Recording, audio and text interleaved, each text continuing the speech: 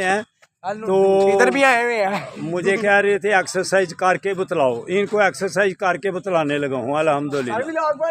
ये देखें जी, ये भी बेटा आ गया है, ये कहते हैं हमें एक्सरसाइज करके बतलाओ। वालेकुम सलाम, कैसे हैं? ठीक है जी, अल्हम्दुलिल्लाह। ये आपके दोस्त के स्कूल के बच्चे हैं, उनके क्या नाम है उनका? सरनूर के। सरनूर के। लो जी, फिर और मैं वैसी उनका बेटा वीडियो। हूँ। हाँ माशाल्लाह, आपकी वीडियो आपने ऐसे किया हुआ है, जो भी नियाबत खोलता है ना बच्चा, आपकी वीडियो पहले आ जाती है।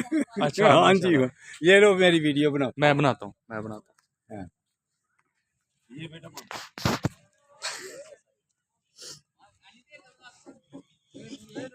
चलें जी, बिस्मिल्लाह।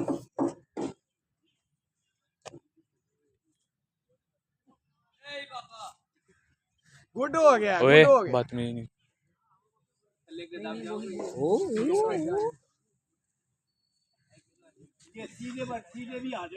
माशाल्लाह जी।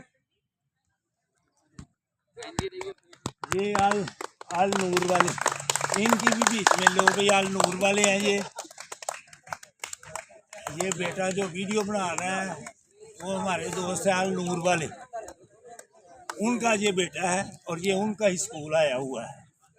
तो इनको बेटों को कहते हो एक्सरसाइज किया करो। Very good.